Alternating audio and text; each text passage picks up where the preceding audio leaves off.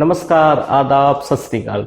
Good morning मेरे प्यारे दोस्तों। मैं आपका होस्ट एंड दोस्त अंकित आप सभी का सरप्राइज ऑनलाइन लर्निंग सेंटर पे वेलकम करता हूं।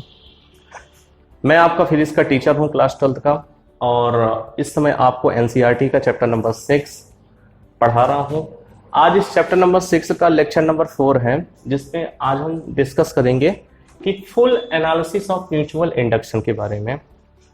तो देखिए बच्चों, आपको इसके पहले मैंने स्वप्रेरण जो होता है, सेल्फ इंडक्शन होता है, इसके बारे में बिल्कुल विधिवत आपको इस चीज के बारे में बताया था। सेल्फ इंडक्शन या स्वप्रेरण क्या होता है कि यदि कुंडली में धारा नियंत्रक के द्वारा धारा के प्रवाह की दर को यदि हम कम ज्यादा करें, परिवर्तित करें, तो उस मुख्य धारा के परिवर्तित करने की वजह से उस कुंडली में, उसी कुंडली में, स्वयं की कुंडली में प्रेरित धारा तथा प्रेरित वैद्युत वाहक बल दोनों उत्पन्न होता है, और यह पूरा प्रोसेस सेल्फ इंडक्शन या स्वप्रेरण कहलाता है। क्या कहलाता है? सेल्फ इंडक्शन या स्वप्रेरण कहलाता है। अब बात समझ में आई।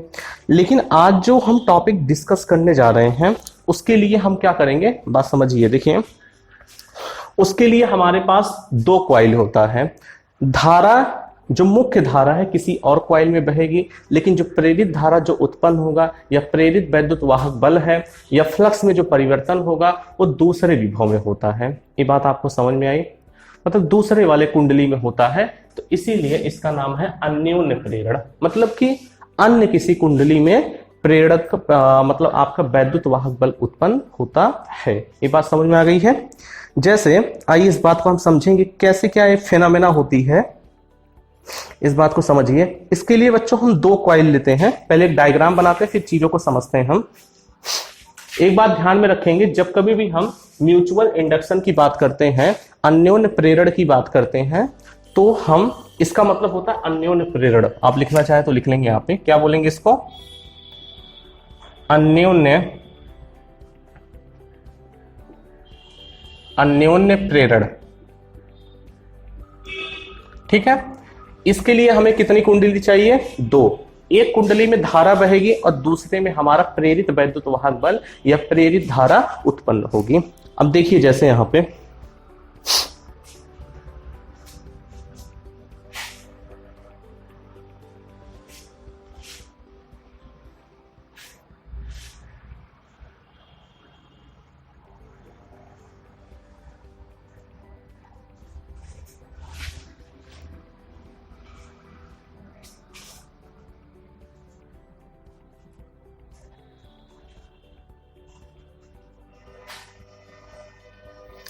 देखिए, इसमें ये जो प्राथमिक कुंडली है हमारी, एक प्राथमिक होगी, एक द्वितीयक कुंडली होगी। प्राथमिक कुंडली में आपकी धारा प्रवाहित होगी। इसमें हम क्या कर रहे हैं, इसमें हमने धारा को प्रवाहित कर दिया।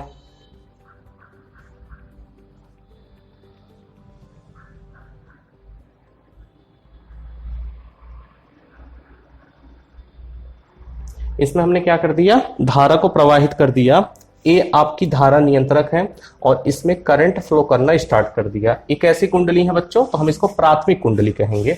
जिसमें धारा प्रवाहित होगी उसको प्राथमिक कुंडली, और जिसमें लेकिन प्रेरित धारा या प्रेरित वैद्युत वाहक बल उत्पन्न होगा उसे द्वितीयक। ये आपका क्या है? कुंजी है। अब इसी के बगल में हमने एक कुंडली और रख दी, जिसमें हमारा प्रेरित वैद्युत धारा उत्पन्न होगा। इसी के बगल में एक कुंडली हमने और रख दिया।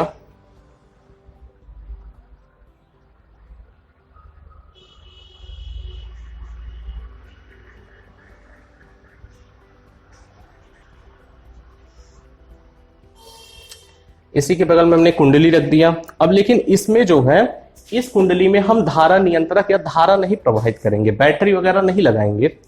ये बात ध्यान में रखिएगा। यहां हमने एक गैल्वेनोमीटर लगा दिया कि पता लगे कि इसमें, मतलब कि धारा की प्रवाह की स्थिति को पता लगाने के लिए हमने गैल्वेनोमीटर लगा दिया। धारा मापी यहां पे लगा दिया। ये क्या है? धारा मापी। धारा मापी हमने लगाया यहां पे। अब एक चीज देखो बच्चों, अब इस प्राथमिक कुंडली में इस कुंडली को हम क्या बोलेंगे? प्राथमिक कुंडली। पी से हम इसे रिप्रेजेंट कर रहे हैं और इसको यस से। पी का मतलब होता है प्राइमरी कॉइल, हिंदी में क्या कहेंगे? प्राथमिक कुंडली। क्या नाम देंगे इसको? इसको कहेंगे हम प्राथमिक कुंडली। प्राथमिक कुंडली पी से डिनोट करेंगे। और यस का मतलब क्या हो गया? सेकेंडरी कॉइल, जिसको हम कहेंगे द्वितीयक कुंडली। द्वितीयक कुंडली।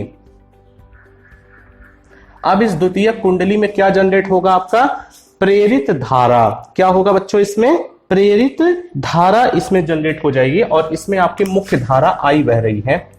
इसमें क्या बह रही है? मुख्य धारा आई प्रवाहित हो रही है। इसमें आपकी मुख्य धारा आई प्रवाहित हो रही है, ठीक है, मेन करंट है। और इसके अंदर कौन सी करंट बहेगी? प्रेरित धारा, इंड्यूस करंट या इंड्यूस वैद्युत वाहक बल जिसको हम कहते हैं, वो आपकी जनरेट होगी। कैसे? आइए देखें इस चीज। अब देखो बच्चों, एक चीज हम इसमें देखेंगे। अब इस प्राथमिक कुंडली में, अगर इस प्राथमिक कुंडली में हम धारा नियंत्रक के द्वारा इसमें फ्लक्स में परिवर्तन करेंगे, ये यूं कहो कि धारा अगर इसमें प्रवाहित होगी तो आपको पता है कि उसके केंद्र में चुंबकीय क्षेत्र की तीव्रताएं होंगी। अगर चुंबकीय क्षेत्र की तीव्रताएं होंगी तो फील्ड लाइन निकलना शुरू करेगा।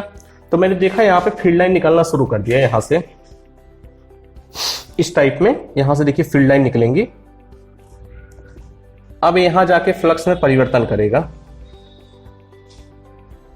इसको आप लोग बना लेंगे ऐसे। एक चुंबकीय बल रेखाएं निकल रही हैं।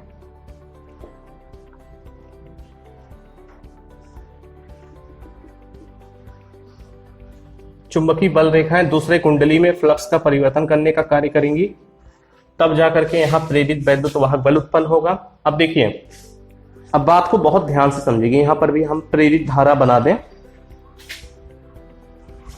प्रेरित धारा उल्टा होता है इस धारा के, ये बात ध्यान में रखिएगा।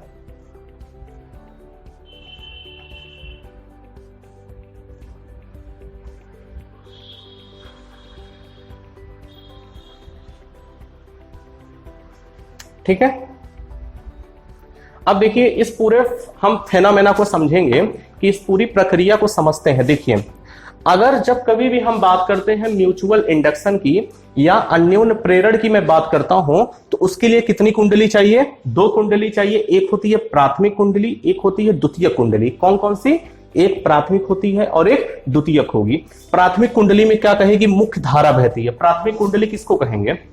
प्रश्न बनता है कि प्राथमिक या प्राइमरी कॉइल, जिसको हम पी से रिप्रेजेंट कर रहे हैं, वो किसको बोलेंगे? जिसमें आपकी बैटरी लगी होगी और कुंजी लगा होगा और धारा नियंत्रक के द्वारा धारा प्रवाहित करेगी पूरी सर्किट के अंदर। तो इस पूरे परिपथ में, इस पूरी सर्किट में मुख्य धारा बह रही है। अब आपको पता है कि हमने यहां पे लगाया है सोलोनाइड, परिनालिका। परिनालिका को जब हम करंट के द्वारा कनेक्ट करते हैं, उसमें धारा प्रवाहित होती है, तो उसके जो दोनों सिरे होते हैं एक मैग्नेट की तरह काम करती हैं। अगर मैग्नेट की तरह काम करती हैं धारा प्रवाहित करने से, तो उसमें चुंबकीय बल रेखाएं निकलेंगी कि नहीं निकलेंगी? निकलेंगी। तो प्राथमिक कुंडली से चुंबकीय बल रेखाएं निकलेंगी, जिसका कारण उसकी चुंबकीय क्षेत्र की तीव्रता। लेकिन फ्लक्स से देखिए फील्ड लाइन निकल रही है। देखो ऐसे ऐसे फील्ड लाइन निकल रही है। हम धारा नियंत्रक के द्वारा इसको चेंज करते रहेंगे, कभी ज्यादा निकलेगा, कभी कम निकलेगा, कभी ज्यादा, कभी कम। तो होगा क्या? देखा जाएगा कि इस द्वितीयक कुंडली में फ्लक्स में आएगा परिवर्तन। धारा किसका है? प्रथम कुंडली का।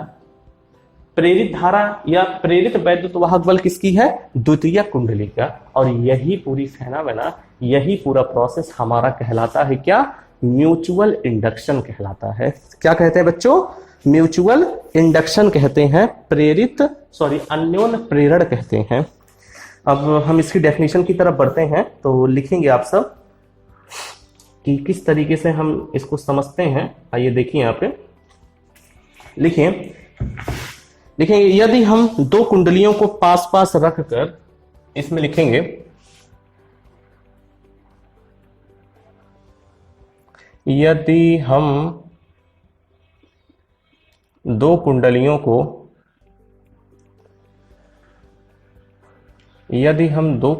को पास पास रखकर दो कुंडलियों को पास पास रखकर उनमें से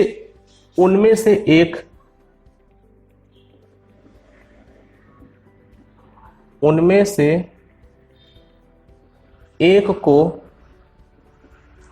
बैटरी,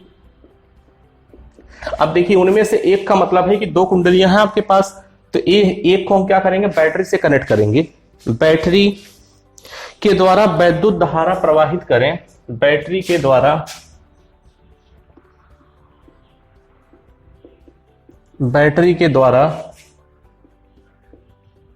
वैद्युत धारा प्रवाहित करें, बैटरी के द्वारा वैद्युत धारा प्रवाहित करें, आगे क्या कह रहा है, प्रवाहित करें, अथवा उसमें प्रवाहित होने वाली धारा, अथवा उसमें प्रवाहित होने वाली धारा, अथवा उसमें प्रवाहित होने वाली धारा, उसमें प्रवाहित होने वाली धारा के मान में परिवर्तन करें। बात को समझिए, के मान में परिवर्तन करें, परिवर्तन करने का मतलब है कि इस धारा नियंत्रक के द्वारा हम जो करंट, मुख्य धारा बह रही है प्राथमिक कुंडली में, उसके मान में हम परिवर्तन करेंगे, परिवर्तन करें, अथवा धारा बंद करें या बंद ही कर दें, अथवा धारा बंद करें, तो दूसरी कुंडली कौन सी है आपकी, द्वितीयक कुंडली है, सेकेंडरी कॉइल। तो दूसरी कुंडली में एक प्रेरित वैद्युत वाहक बल, तो दूसरी कुंडली में प्रेरित ईएमएफ, प्रेरित ईएमएफ का मतलब वही है वैद्युत वाहक बल, तथा प्रेरित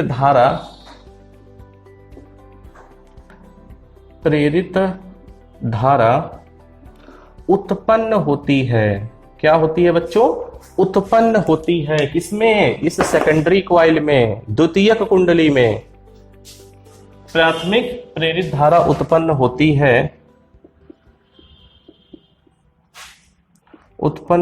है, इस प्रक्रम को, यह पूरा प्रोसेस क्या कहलाएगा, इस प्रक्रम को अन्योन्य प्रेरण, क्या कहेंगे बच्चों हम, अन्योन्य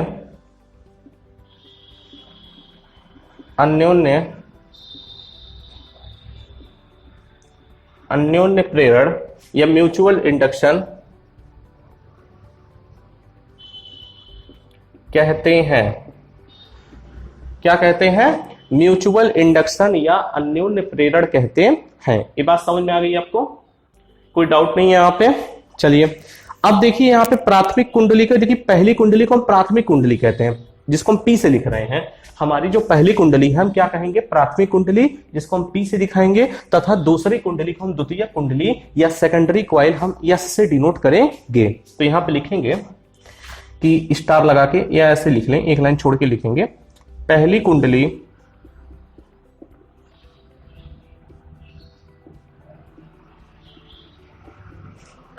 कुंडली को प्राथमिक कुंडली, पहली कुंडली को क्या कहते हैं, प्राथमिक कुंडली, तथा प्राथमिक या प्राइमरी कॉइल, इसीलिए हम पी से लिख रहे हैं, प्राइमरी कॉइल, तथा दूसरे कुंडली को,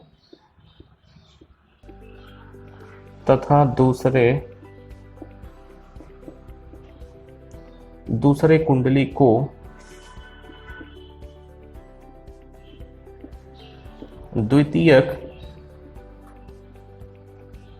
दूसरे कुंडली को द्वितीयक कुंडली या सेकेंडरी कॉइल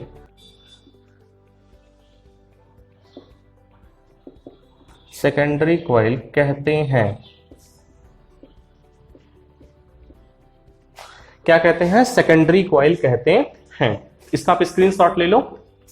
ये जो दूसरी कॉइल है इसको क्या बोलेंगे? सेकेंडरी कॉइल, जिसको हम यस से रिप्रेजेंट कर रहे हैं, और पी से ये पूरा मैटर आप ले लो, फिर हम आगे बढ़ रहे हैं।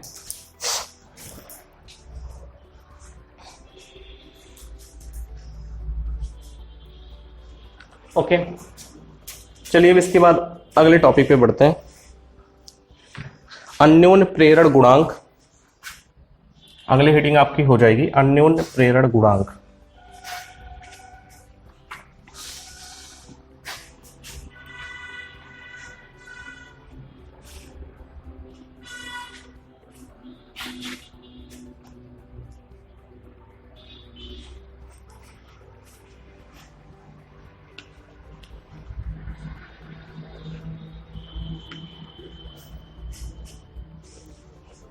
अन्योन्य प्रेरण गुणांक।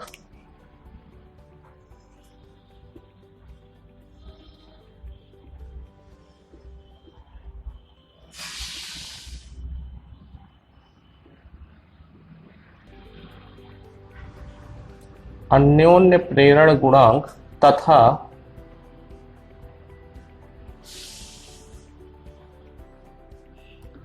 अन्योन्य प्रेरकत्व।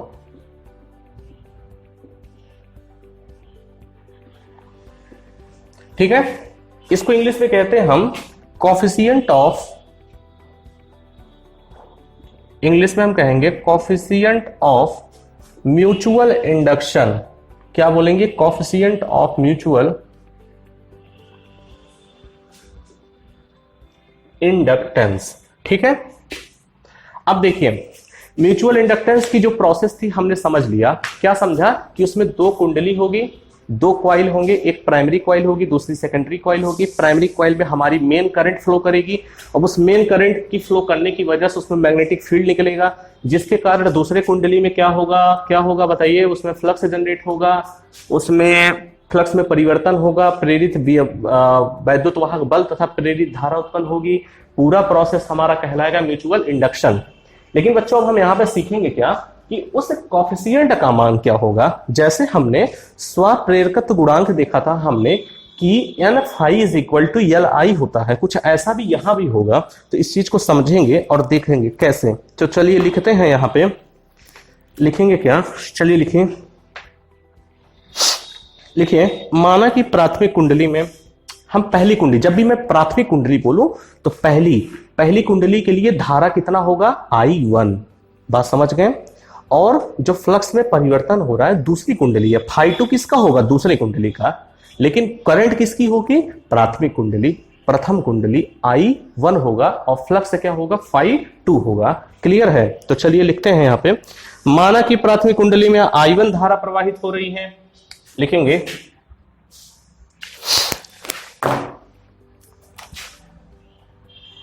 माना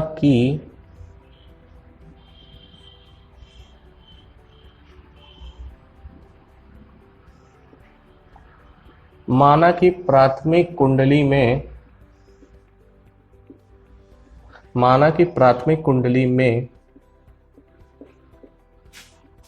I1 धारा प्रवाहित हो रही है।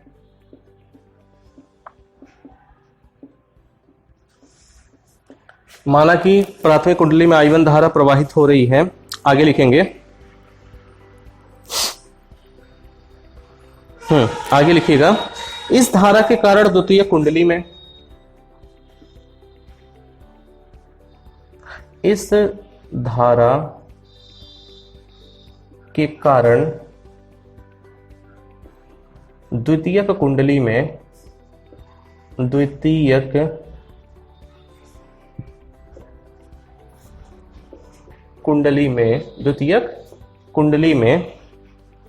द्वितीयक कुंडली में क्या होगा बच्चों? प्रत्येक फेरे से बद्ध फ्लक्स फाई 2 होगा। प्रत्येक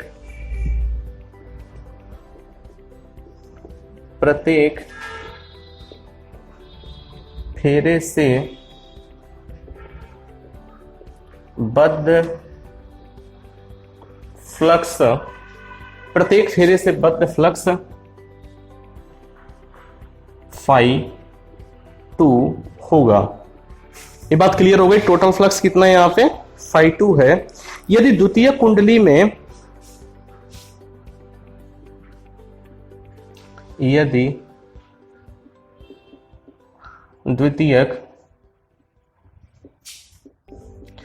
द्वितीयक कुंडली में फेरों की संख्या n2 हो, यदि द्वितीयक कुंडली में फेरों की संख्या, नंबर ऑफ टर्न्स, फेरों की संख्या कितनी हो, n2 हो, तब कुल फ्लक्स होगा, तब द्वितीयक कुंडली में, तब द्वितीयक कुंडली में, तब क्या होगा, द्वितीयक कुंडली में कुल फ्लक्स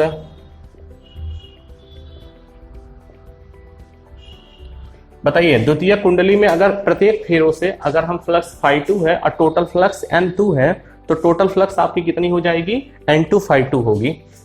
तो कुल फ्लक्स n2 φ2 होगी। यहां तक बात में समझ ना आई हो तो बताइए। अब देखिए यहां पे, अब यहां पे लिखेंगे यह संख्या प्राथमिक कुंडली, यह संख्या का मतलब है ये n2 φ2 जो है, यह संख्या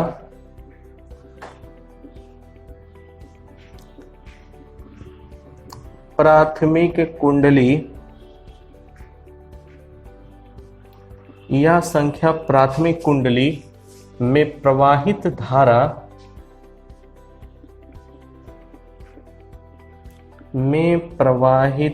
धारा I1 के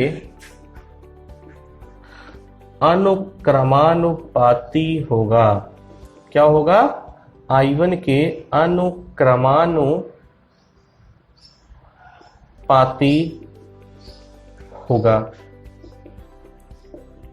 इतनी बात समझ में आई। इसका मतलब क्या है कि हमारा जो n2 φ2 है वो अनुक्रमानुपाती किसके होगा, n1 के होगा। तो यहां पे लिखेंगे क्या कि n2 φ2 बच्चों किसके अनुक्रमानुपाती हो गया, I1 क्या है, प्राथमिक कुंडली में बहने वाली धारा। लेकिन आपको एक बात पता है कि जब कभी भी हम प्रोपोर्शनैलिटी साइन, अनुक्रमानुपाती साइन हटाएंगे तो एक नियतांक लाएंगे, तो यहां भी लाना पड़ेगा। n2 φ2 is equal to m I1। m मेरा क्या है, नियतांक है। मैं पूछूं यहां पे लिखना चाहे तो लिख सकते हैं। लिखेंगे क्या कि जहां कैपिटल M एक नियतांक है जिसको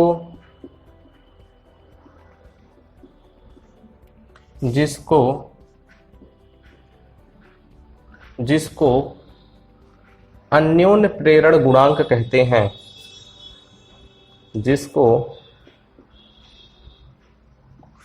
अन्योन्य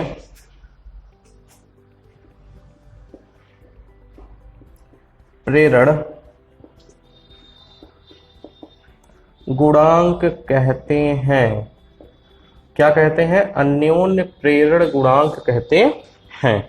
मैं पूछूं यम बराबर तब कितना आ जाएगा, तो यम बराबर आई इधर चला जाएगा तो आ जाएगा आपका n2 φ2 अपॉन I1। इसको बच्चों लिख लीजिए। और इसका भी यसाई मात्रक आपका हेनरी ही होगा, जैसे यल का जो बताया था आपको। यल मतलब स्वप्रेरकत्व का भी यसाई मात्रक आपका हेनरी होता है, और यम भी, इसका भी मात्रक कितना है, हेनरी। तो यहां पे लिखेंगे, या ऐसे लिख सकते, इधर ही लिख देते हैं, लिखेंगे इसका भी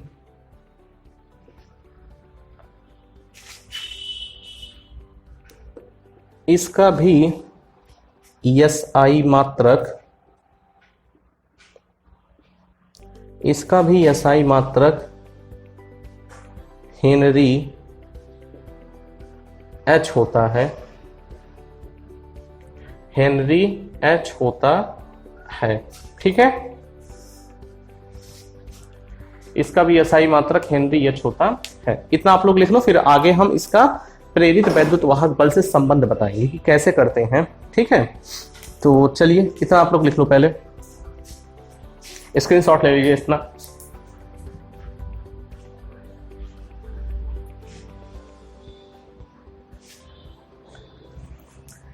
अब देखिए आगे, अब आगे हम क्या करेंगे कि प्रेरित वैद्युत वाहक बल जो है इंड्यूस ईएमएफ से इस म्यूचुअल इंडक्शन का हम कराएंगे संबंध, आखिर क्या रिलेशन होता है। तो हेडिंग आप लोग लगा लीजिए, पेपर में आता है ये चीज, तो थोड़ा सा केयरफुली चीजों को देखेंगे। चलिए अगली हेडिंग पे हम आते हैं। हेडिंग क्या, इसी का आगे चाहो बढ़ा दो।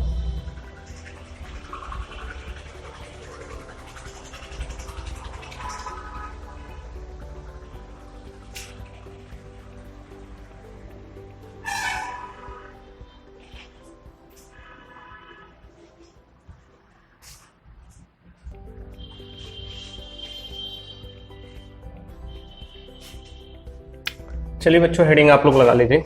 यहाँ पे हेडिंग है आपकी अन्योन्य प्रेरण गुणांक। हेडिंग लिखेंगे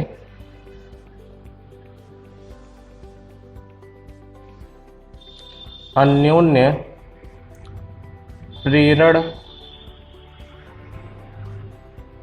गुणांक तथा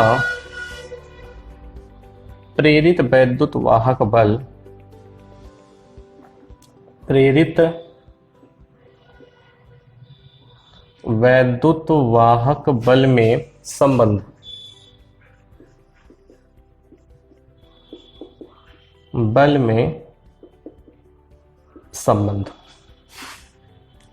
इसको अगर इंग्लिश में लिखना चाहे तो कैसे लिखेंगे, इंग्लिश में लिखते हैं relation between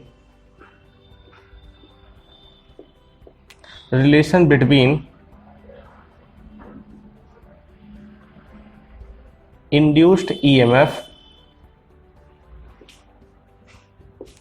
and capital M। Capital M EMF मतलब हो गया प्रेरित वैद्युत वाहक बल इंड्यूस्ड, और M का मतलब आपका हो गया अन्योन्य प्रेरण गुणांक। ठीक है, चलिए इसको समझते हैं।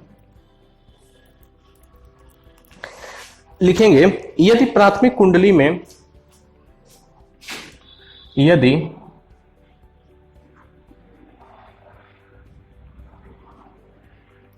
यदि प्राथमिक कुंडली में,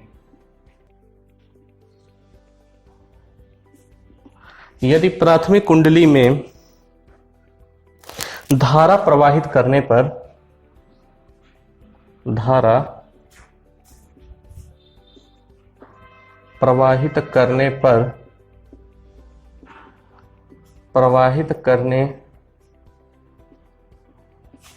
धारा प्रवाहित करने पर द्वितीयक कुंडली में, द्वितीयक कुंडली में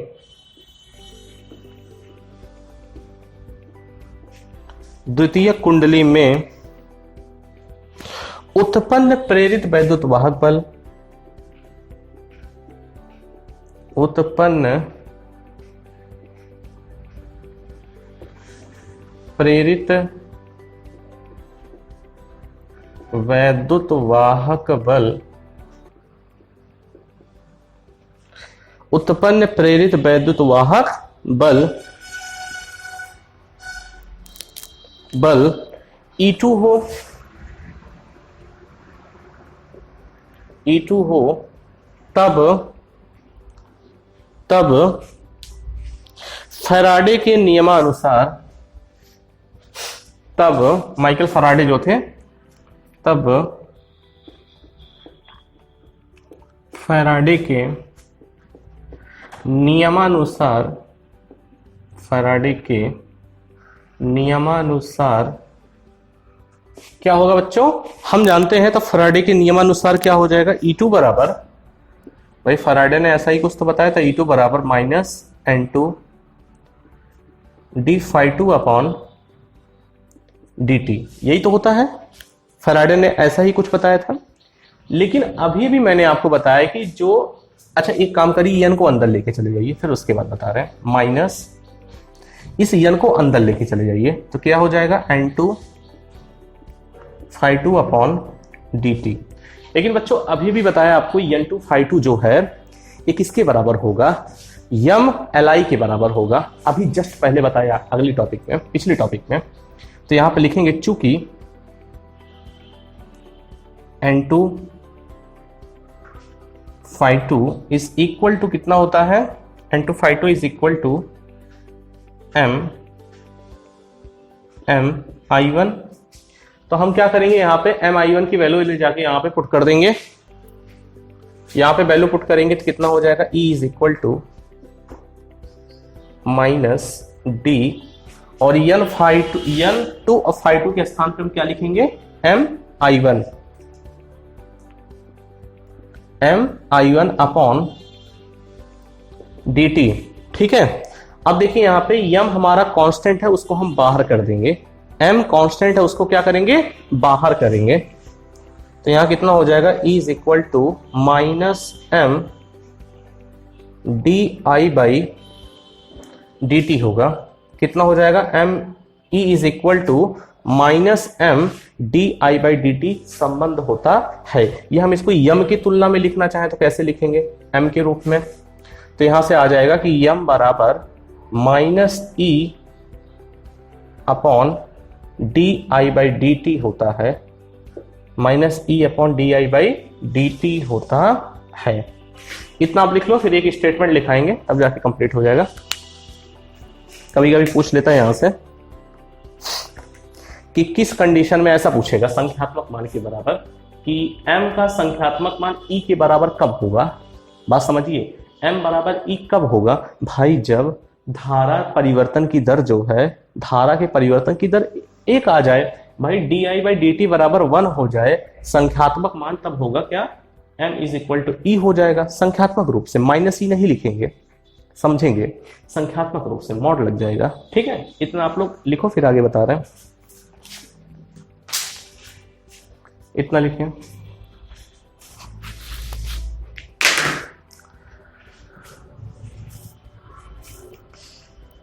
ओके, देखिए यहां पे अब, लेकिन कभी कभी पूछता ये है पेपर में कि हमारा जो अन्योन प्रेरण है, म्यूचुअल इंडक्टेंस है, वो किस कंडीशन में प्रेरित वैद्युत वाहक बल के संख्यात्मक मान के बराबर होता है। संख्यात्मक मान का मतलब क्या है कि हम उस ऋणात्मक चिन्ह को नगण्य लेंगे उस समय के लिए, जब कभी संख्यात्मक मान की बात करें, हम डायरेक्शन को नहीं लेंगे, क्योंकि माइनस साइन इंडिकेट करता है कि प्रेरित वैद्युत वाहक बल उत्पन्न जहां से हुआ उसी का विरोध करेगा। ये आपको बताया था लेंज के नियम से, याद तो होगा ही। तो चलिए देखते हैं कैसे हम उसको होता है, एक स्टेटमेंट लिखेंगे, वहीं से समाप्त हो जाएगा। इतना लिख लिया आप लोगों ने ना, उसके नीचे लिखेंगे, ये जहां तक हुआ है उसके नीचे लिखिएगा।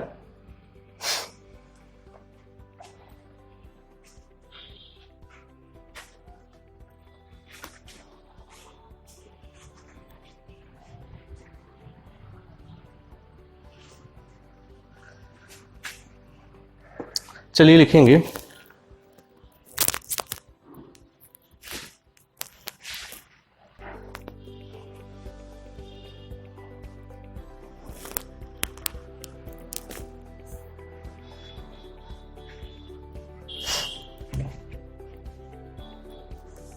लिखेंगे यदि D I by D T बराबर 1, उसके आगे लिखिएगा हैज लगा के, यदि D I by D T is equal to 1, तब क्या होगा, m is equal to E होगा, m इज इक्वल टू कितना होगा, E होगा। अब इसी चीज को हम डिफाइन कर रहे हैं। अतः दो कुंडलियों के बीच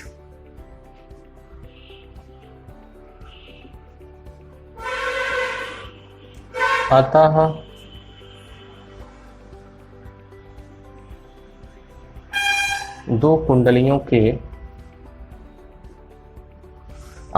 कुंडलियों के बीच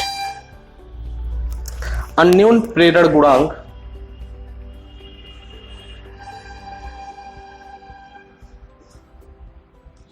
अन्योन्य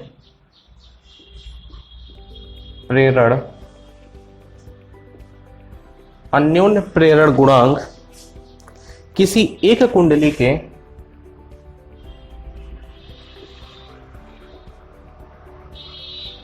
किसी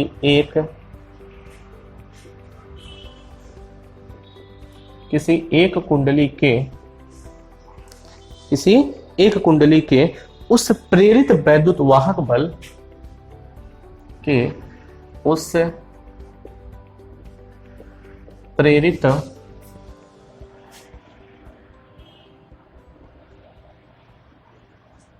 वैद्युत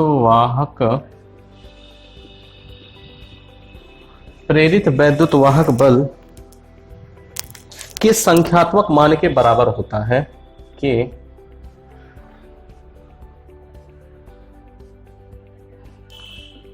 संख्यात्मक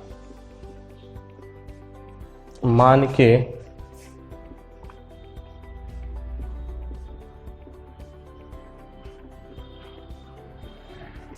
बराबर होता है। संख्यात्मक मान के क्या होता है बच्चों? बराबर होता है। इसको आप लिखिए, संख्यात्मक मान के बराबर होता है, जो कि दूसरी कुंडली में, आगे लिखेंगे, जो कि दूसरी कुंडली में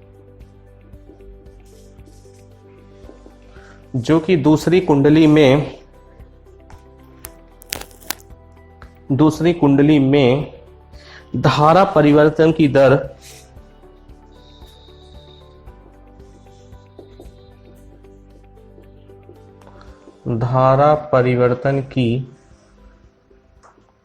दर एकांक होने पर उत्पन्न होता है। एकांक होने पर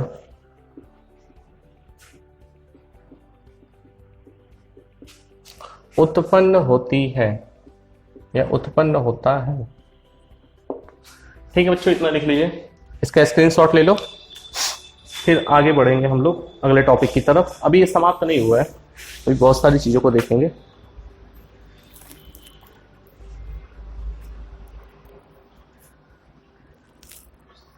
स्क्रीनशॉट ले लो इसका।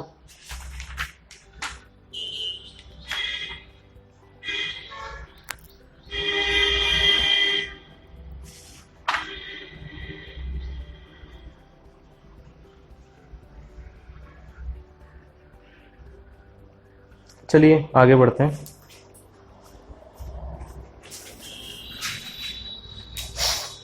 इसके बाद आगे बढ़ते हैं।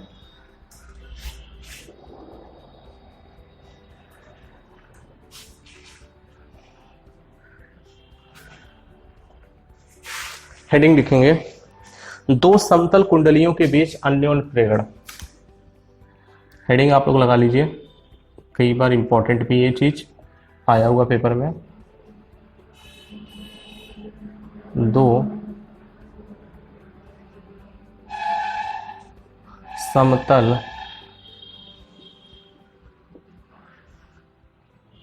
कुंडलियों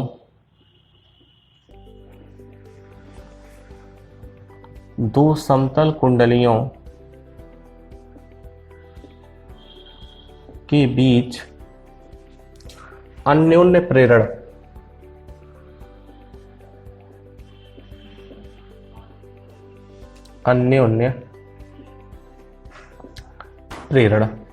अब इसको देखिए कैसे निकालेंगे। अब हम एप्लीकेशन पे बढ़ेंगे कि दो समतल कुंडलियों के बीच अन्योन्य प्रेरण।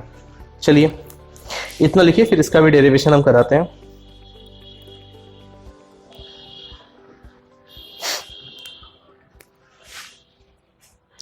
देखिए हम यहाँ पे दो कुंडली लेके चलेंगे, अलग अलग कुंडली में अलग अलग फेरों की संख्या है, धारा का मान अलग है, I1 धारा है। अब उसकी वजह से कैसे हम चुंबकीय क्षेत्र निकालते हैं पहले इसको देखेंगे। लिखेंगे माना कि प्राथमिक कुंडली में, लिखिए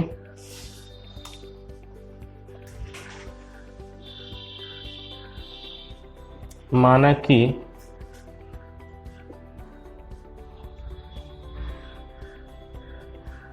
प्राथमिक कुंडली में, माना कि प्राथमिक कुंडली में फेरों की संख्या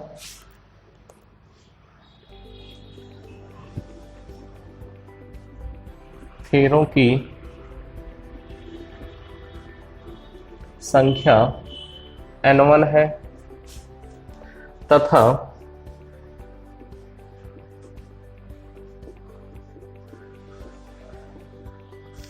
द्वितीयक कुंडली में N2 है। द्वितीयक कुंडली में कितना है? N2 है। तब प्राथमिक कुंडली के केंद्र पर लिखेंगे यहां पे, तब प्राथमिक कुंडली के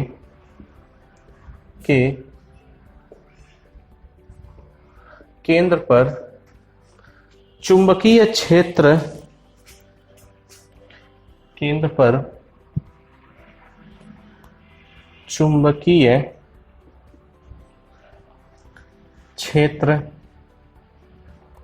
तो चुंबकीय क्षेत्र बच्चों किसके बराबर हो जाएगा? B is equal to mu naught N1 I1, mu naught N1 I1 upon 2A1, N1 I1 upon 2A1। यहां तक क्लियर है? यहां पे लिख लीजिए जहां A1 प्राथमिक कुंडली की त्रिज्या है, जहां A1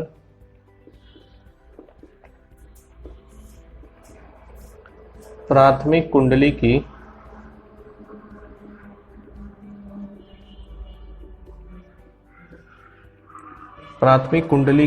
त्रिज्या है। A1 क्या है? रेडियस है पहले कॉइल का, ठीक है। अब बच्चों लिखेंगे द्वितीयक कुंडली से गुजरने वाला चुंबकीय फ्लक्स,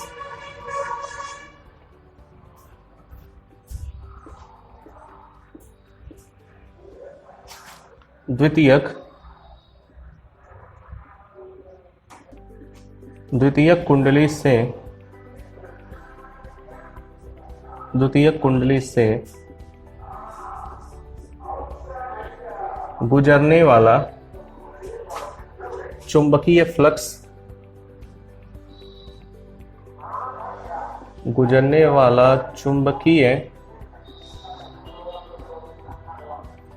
द्वितीय कुंडली से गुजरने वाला चुंबकीय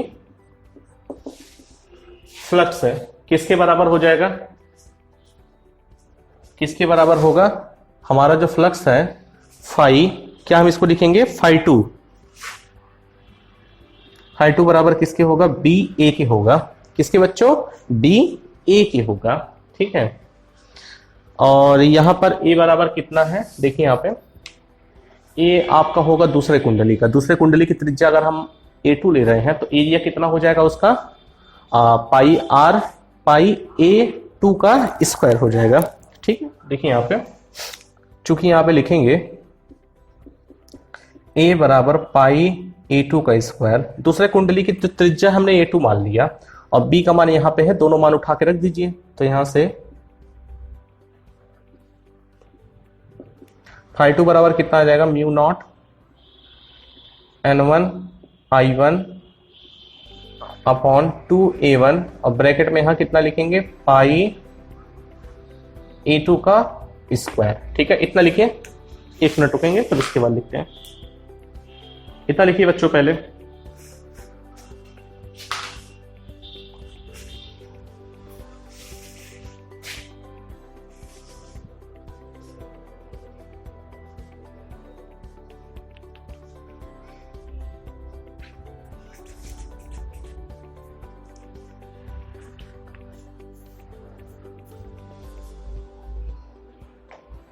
इतना लिखिए पहले।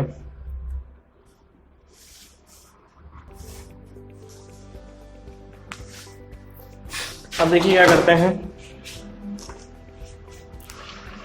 यहां तक बात क्लियर हो गई है। अब इसको हम मल्टीप्लाई करते हैं इसमें, तो ये दिखने में कैसा हो जाएगा, φ2 बराबर म्यू नॉट n1 I1 पाई A2 का स्क्वायर अपॉन 2A1। ये आपका क्या हो गया, ये आपका आ गया φ2 हो गया। अब एक चीज हम जानते हैं, यहां पे लिखेंगे, यहां पे लिखेंगे क्या कि अन्योन दो कुंडलियों के या कुंडलियों के बीच अन्योन प्रेरण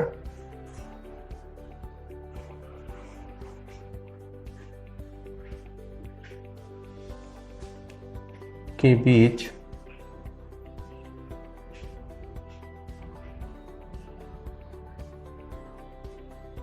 अन्योन्य कुंडलियों के बीच जो अन्योन प्रेरण होता है यम, यम किसके बराबर होगा, m बराबर n2 φ2 अपॉन I1 के बराबर होगा। किसके, n2 φ2 अपॉन इसके। ठीक है, तो यहां से बच्चों n2 φ2 मतलब यही है कि टोटल फ्लक्स है। ठीक है, टोटल फ्लक्स हमारा कितना आ जाएगा, इतना है, इसमें से I से मल्टीप्लाई कर देंगे तो कितना आ जाएगा, m बराबर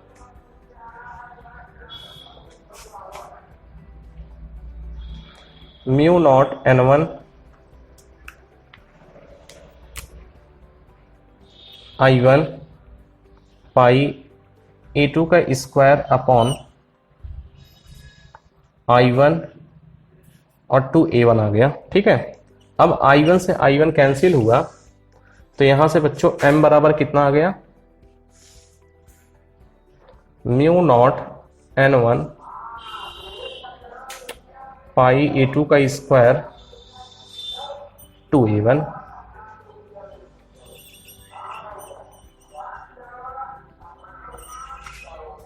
इसको लिख लीजिए।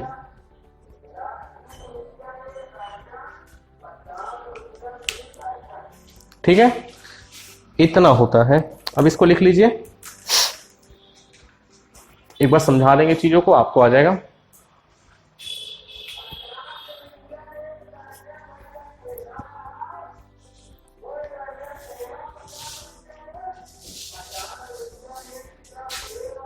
अब देखिए यहां पे एक बार हम रिकैप कर देना इस डेरिवेशन को। देखिए यहां पे कर क्या रहे हैं कि हमने मान लिया कि कोई प्राथमिक कुंडली है जिसमें फेरों की संख्या हमने n1 ले लिया और द्वितीय कुंडली में n2 तथा प्राथमिक कुंडली में जो धारा बह रही है वो हमारा n1 है। अब इस धारा के कारण जो चुंबकीय क्षेत्र उत्पन्न होगा वो हमने मान लिया B है, और B बराबर कितना हो जाएगा, mu naught n1 I1 upon 2A1 हो जाएगा। ठीक है, तो जहां A1 क्या है, A1 प्राथमिक कुंडली की त्रिज्या है। क्लियर है। अब देखिए यहाँ पे, अब द्वितीय कुंडली से गुजरने वाला चुंबकीय फ्लक्स हमने ले लिया कितना है, φ2, और φ2 बराबर BA है। मैं पूछूं A क्या है, A आपकी जो दूसरी कुंडली है जिसकी त्रिज्या A2 है उसका क्षेत्रफल है। किसी भी वृत्त का क्षेत्रफल आप जानते हैं कि पाई आर स्क्वायर होता है। R क्या है, A2 है, तो पाई A2 का स्क्वायर। ठीक है, तो एरिया बराबर कितना हो गया, पाई A2 का स्क्वायर हो गया। ठीक है, अब बच्चों जो φ2 है, φ2 किसके बराबर होता है, BA के बराबर होता है। B का मान यहां से लिया, A का मान यहां से लिया, दोनों को किया मल्टीप्लाई, आ कितना गया, इतना। कितना आया, φ2 बराबर म्यू नॉट n1 I1 पाई R2 का स्क्वायर अपॉन 2A1। ठीक है, अब लेकिन हम जानते हैं, अभी मैंने आपको बताया कि म्यूचुअल इंडक्टेंस जो होता है अन्योन्य प्रेरक कुंडलियों का, m बराबर कितना होता है, n2 φ2 अपन I1 होता है, तो m बराबर कितना आ जाएगा, म्यू नॉट n1 I1 पाई R2 का स्क्वायर I1 2A1। ठीक है, I1 से I1 कैंसिल, तो m बराबर कितना आ गया, म्यू नॉट n1 पाई A2 का होल स्क्वायर अपॉन 2A1। ठीक है, ये टॉपिक बहुत इंपॉर्टेंट है और एग्जाम में जरूर आएगा ये चीज।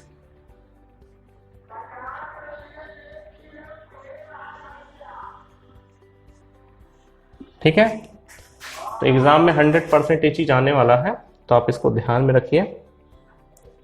ये फॉर्मूला अच्छे से आप इसको लर्न कर लेंगे और इसका न्यूमेरिकल भी कल देखो प्रयास करते हैं चैप्टर आपका एंड करने का। तो बच्चों आज के लिए इतना ही हम रख रहे हैं, बाकी टॉपिक हम कल के लेक्चर्स में कंप्लीट करेंगे। तो आज के लिए इतना ही है आपके लिए, तब तक के लिए धन्यवाद। आप लोग भी अपनी पढ़ाई करते रहिए। Okay, thank you.